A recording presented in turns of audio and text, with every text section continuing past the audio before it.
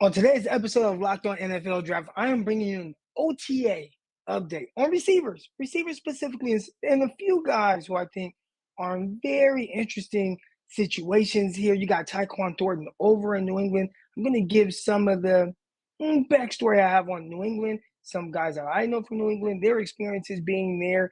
We're also going to talk a little bit about Romeo, Doubs, and Christian Watson, who's going to be the first rookie to get on the field there, and Alec Pierce. How's he doing over there in Indianapolis? We're going to talk about all that and more right here on Locked On NFL Draft. Let's go. You are Locked On NFL Draft, your daily podcast covering the NFL Draft. Part of the Locked On Podcast Network, your team every day.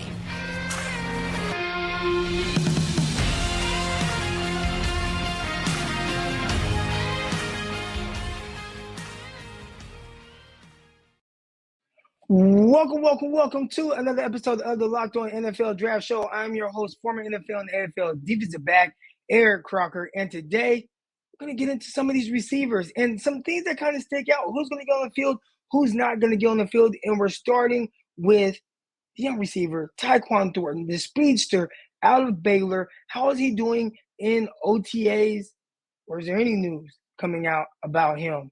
All right, so first, let's set the stage for what it means to be a receiver as a New England Patriot. And I think, first and foremost, you kind of go back and you remember guys like Chad Johnson. He went there. Chad Johnson, he was so excited to go play for Bill Belichick and Tom Brady. And for one reason or the other, which most of the reason was, couldn't really catch on to the offense. And I remember one thing that he said, and it was kind of like, it kind of stripped him from being him. Everything was based on timing and rhythm, not so much athleticism. And that's why we've seen some of these guys, not to diminish what we've seen from the Welkers or the Amendolas and those guys, because we also saw what Randy Moss did. But they don't need you to be the freak of nature out there at the receiver position. They also don't want you to freelance. They want you to be where you're so supposed to be at all times. I have a buddy of mine who signed with New England, and they actually brought him in to be one of the better contributors there and to really compete for that starting spot, kind of like what we've seen from Kendrick Bourne here. My guy, Leville Hawkins. This happened in 2013. Leville Hawkins was brought in from the Tennessee Titans. Never got a real chance there. One season, had 57 receptions. That was the most he had in the year. And he goes to New England thinking, okay, I'm going to step in here. I'm going to be a guy. And he'll tell you right now, he just could not grasp the offense. And then he still kicks himself over that to the day because that was his big opportunity.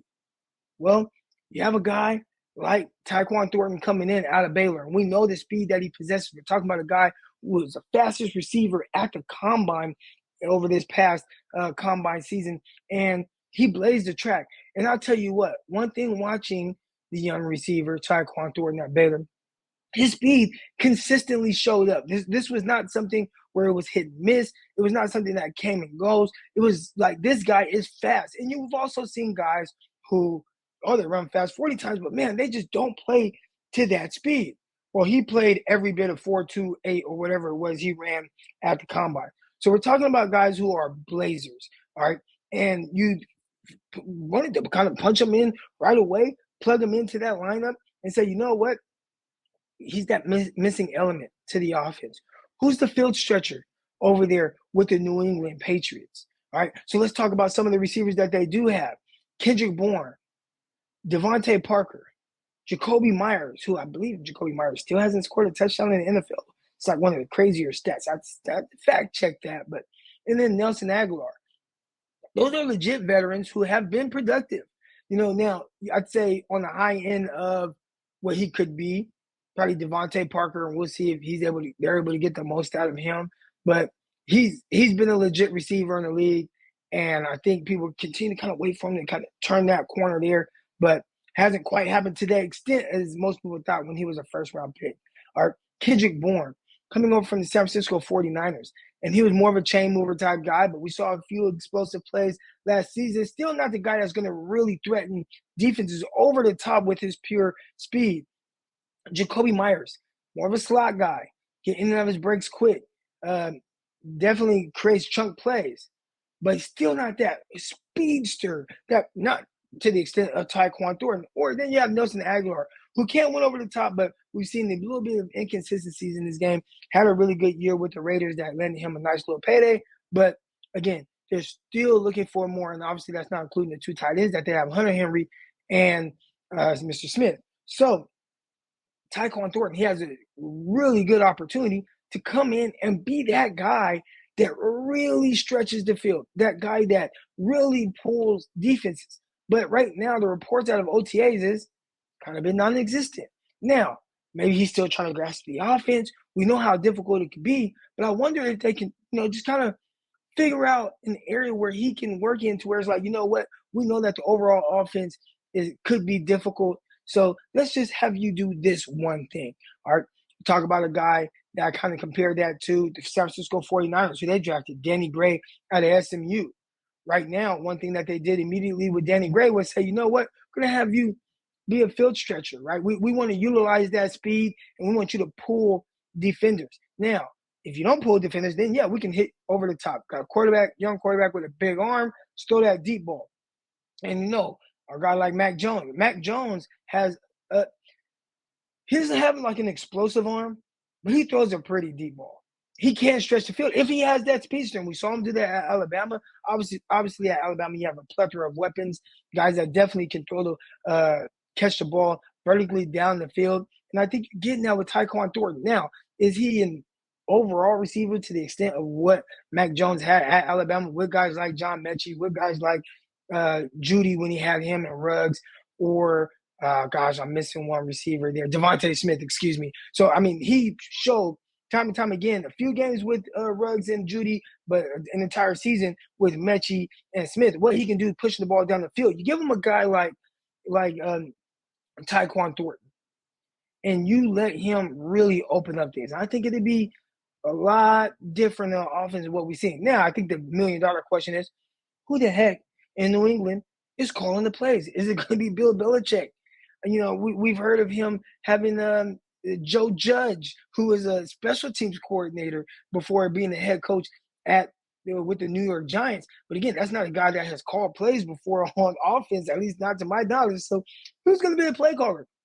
Whoever that is, they're probably calling plays right now, and they have to figure out exactly how they're going to use Tyquan Thornton. But I think right now, when you talk about kind of some of these younger receivers and kind of what they're doing in the OTAs right now, and who's going to be that guy, who's going to step up, who's going to make splash, right now, it's kind of quiet when it comes to Tyquan Thornton. Maybe other people are like, well, yeah, of course, transition, you gotta expect that. You're always in New England.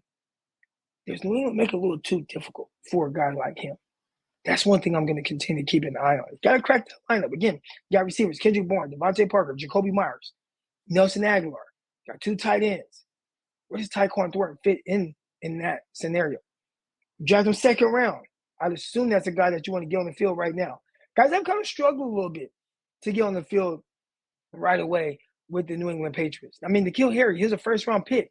It was very up and down. Now, there can be a little bit of pressure there when you're playing with a guy like Tom Brady. We're going to get to some of the pressures of playing with a Hall of Fame type quarterback and how quickly you have to turn that page. Can Tyquan Thornton do it? That's something that we're going to continue to watch for. All right, but up next, a couple guys that, again, I talked about playing with Hall of Fame caliber quarterback, Romeo Doubs, Christian Watson, two receivers that will be greatly needed for the Green Bay Packers. How are they doing right now? What am I hearing about their transition to the NFL and much more? But first, I want to talk to you a little bit about our good friends over at rockauto.com. This episode is brought to you by Rock Auto. With the ever-increasing numbers of makes and models, it's now possible for your local chain auto parts store to stock all the parts that you need. Why endure often pointless and seamless, intimidating questioning about the vehicle that you have and wait while the person behind the counter orders the parts off of the computer that, choosing the only brand that they happen to have in their warehouse? Or you have a computer and you have access to rockauto.com at home and in your pocket. So you're going to need to use it. And you can save time and money while using rockauto.com as well. Why choose to spend 30%, 50%, or even 100% more for the same auto parts store, parts from a chain store or a dealership when you can go to Rock Auto? All right, Rock Auto is a family business serving do-it-yourselfers for over 20 years, and they have reliably low prices for everyone. That means you, me, whatever your financial situations are, you can go to Rock Auto. They have something for you. All right, you're going to go to their easy-to-use website today and find a solution for your auto part needs. Go to rockauto.com right now and see all the parts available for your car or truck. And write Locked On in there, how did you hear about us box, so they know that we sent you. Amazing selection, reliable low prices, all the parts your car will ever need. rockauto.com. I want to thank you for making us Locked On NFL Draft your first listen of the day. For your second listen of the day, all kind of shows. You got Locked On Chiefs with my co-host. He's not here right now. He'll be on the next episode, but Ryan Tracy and Locked On Chiefs. Check that out. You got Locked On 49ers with myself, Brian Peacock. You got Locked On NFL Today. All these great shows on the Locked On Network. Playoffs going on right now for basketball, NHL, hockey. Tune into those as well. And MLB season. The Locked On Network has you covered for all those 5 days a week. All right, y'all. Let's get into our next couple guys that I definitely want to talk to. You got Romeo Doubs and Christian Watson. All right, these are two guys that are definitely interesting and kind of on polar, I don't want to say opposites as a prospect, but I had them ranked kind of different, all right, for different reasons. So, let's talk about first how I evaluated them, what I saw from them, and then kind of what my initial thoughts were when they were drafted. Start with Christian Watson. I actually had him as my wide receiver too. You guys heard me break him down. And some of the things I like in this, 6'4", 210 pounds, running the 4.3s. The athletic ability that he has jumps off the charts, but I thought the production was there. The ability to show that speed on film, that was there. I didn't think en route he always played to his 40-yard dash time, but figure somebody can kind of tap into that and get him to play just a little bit faster en route. We're talking about a big-time player. So I might be betting a little bit more on his upside with this one, having him ranked as high as I did. But I see big-time potential, a very fluid mover. This is a guy that they would even line up in the backfield, literally at running back, just trying to hand the ball off. Everybody's looking for the next Deebo Samuel. Well, Christian Watson, he did some of those things at North Dakota State. Now I get it. Played at North Dakota State. People are like, oh, well, the lack of competition and things. And okay, maybe we can go there. But I watched him down at the Senior Bowl. There was no issue with the competition that was there either. So we're talking about a guy who has played well. And some of the things I'm hearing out of Green Bay right now is he's doing very well. And whatever they were expecting they were getting, to this point, he's where they expect him to be. Now, Romeo Doubs, he's the other guy. I really like Romeo Doubs. I'm watching this film and I'm like, man, this is a guy who, you see Chris Godwin and how Chris Godwin is kind of utilized. And kind of remember back what Godwin was at Penn State. You see some of those things. There's also Quentin Cephas, who was at Wisconsin and he goes to the Lions. And this is a guy who wasn't like this speedster over the top. He ran in the 4.7s, but that initial quickness and separation and where he excelled, well, you're like, okay, I see a lot of that in Romeo Doubs' game with the ability to still win over the top, right? So he has a little bit more of that Godwin aspect from that standpoint. But a guy that can come in, he can play outside, he can play inside.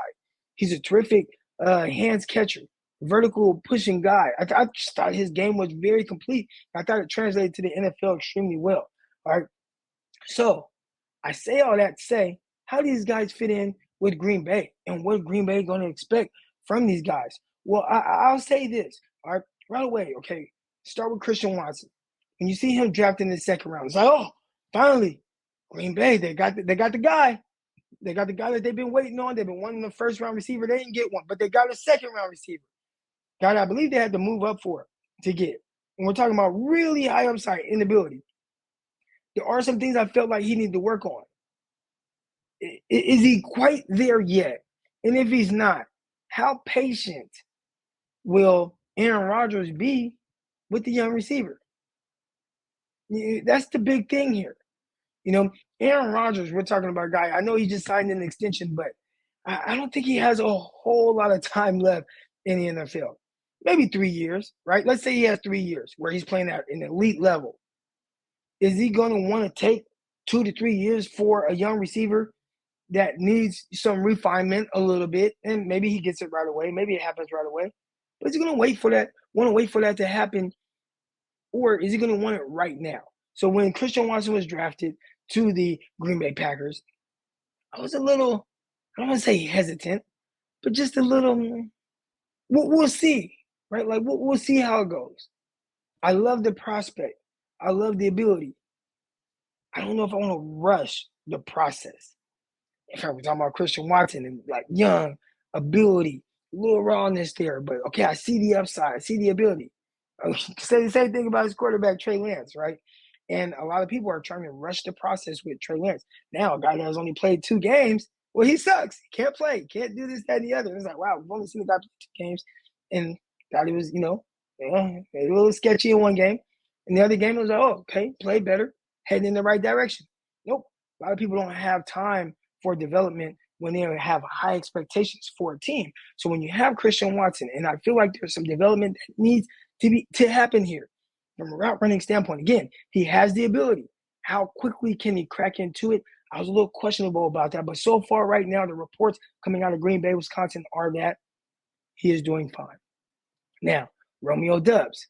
I actually like that pick for Green Bay a little bit more. This is a guy who I think can kind of come in, play right away. I don't think he needs a whole lot of the refinement and things like that. And again, see, I could be wrong. All right, but I think he's a guy that can come in. He can play all over. You just lost Devonte Adams. And I know they signed guys. They have Sammy Watkins. They also brought, they have Alan Lazard, of course, Randall Cobb. But you're going to need these 2 guys, Romeo Doubs and Christian Watkins, to come in and really make an immediate impact. They also have Amari Rodgers. We'll see how they continue to kind of expand on his role. But the big guys here is Romeo Doubs, Christian Watson. How is Romeo Doubs going to do?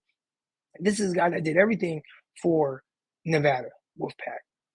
I mean, he dominated every level of the field too. He's not a blazer, but he's definitely a guy that can win over the top. I saw that definitely for sure. All right, now when you continue to kind of see, okay, well, how exactly is he going to fit into what it is that they do? Again, you lost Devonte Adams.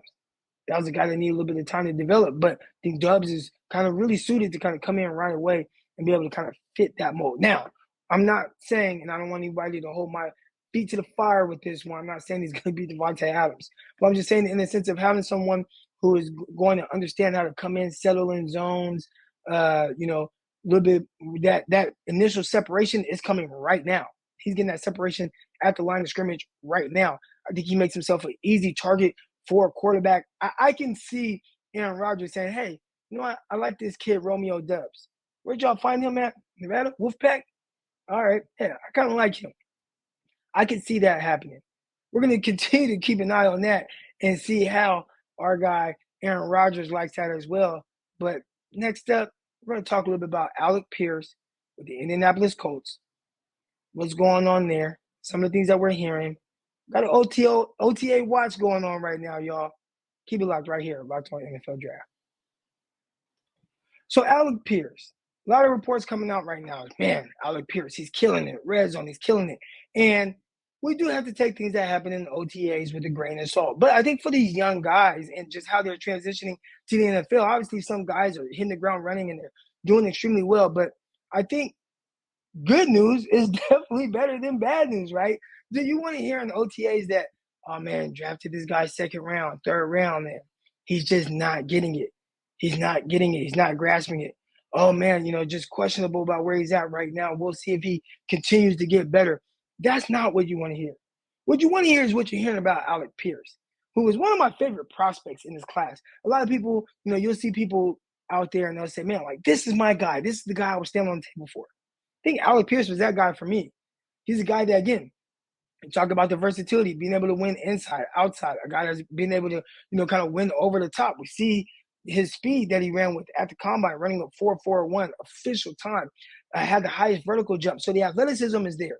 I watched him play against several universities and watching him at the line of scrimmage and how well he did a good job of disengaging from contact, getting hands off of him with some of his releases. You see a fluid athlete there, a guy that truly understands spacing and how to settle in zones and open areas, things like that. But also, if the ball's in the air on a jump ball, he's going to go get it. I thought that this was a guy, I just talked about Aaron Rodgers. I was like, oh, I would love Alec Pierce in Green Bay with Aaron Rodgers. I think that's the guy he's looking for, almost in that Jordy Nelson type role. Well, they didn't get him. They went a different direction. We'll see what happens with those guys. But the Colts got him, and they're going to need him because they have Michael Pittman at receiver. All right. You got Paris Campbell And, I mean, there's not really much else out there. So you're going to need a guy like Alec Pierce with his size, with his speed, with his ability, with his athleticism to come in and beat the guy right now, right? And I think he's the guy that can fill multiple roles there, whether he's playing outside, playing inside, and really develop that rapport with their new quarterback that they have in Matt Ryan, right? So you got Matty Ice there. You got a running game there.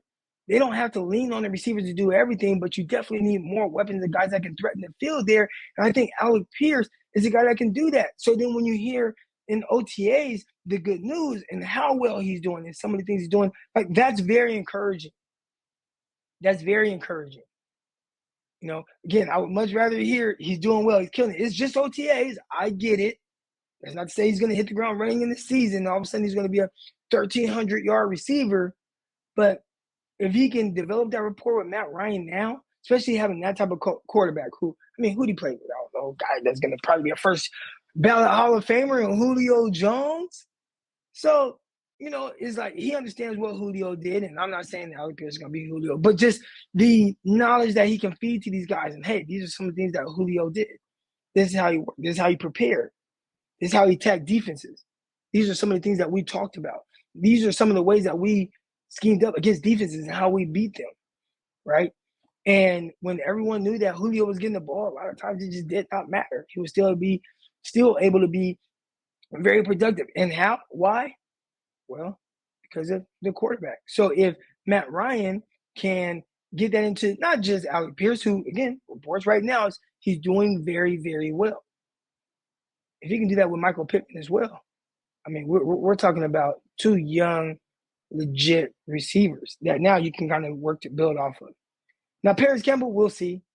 This is a guy out of Ohio State who was definitely a speedster. They didn't really do much from the route running variations with him. We've seen Terry McLaurin, who came from that same offense. I thought they kind of did a little bit different things. Paris Campbell was more like just straight drag routes.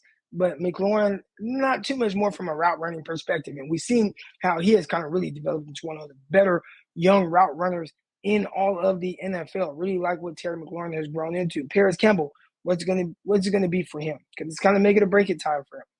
We're talking about a guy who has played he's been in the league for some years now, but he's had the injury issues. So they can't depend on him. Michael Pittman can't do it alone. So Alec Pierce, he has to be that guy. I want to know from y'all, what are y'all expecting from some of these young receivers? Because a lot of times people say that the receiver position is one of the harder receivers to transition into is one of the harder positions to transition into the NFL from college because of a lot of the site adjustments. Now, I spent time in OTAs, training camp, NFL, and I'll tell you what, the receivers had one of the tougher jobs. I mean, these were guys, and I had some of my buddies who were walking around and with flashcards, and they would have to continuously test themselves because of how difficult some of the things were transitioning from college to the NFL.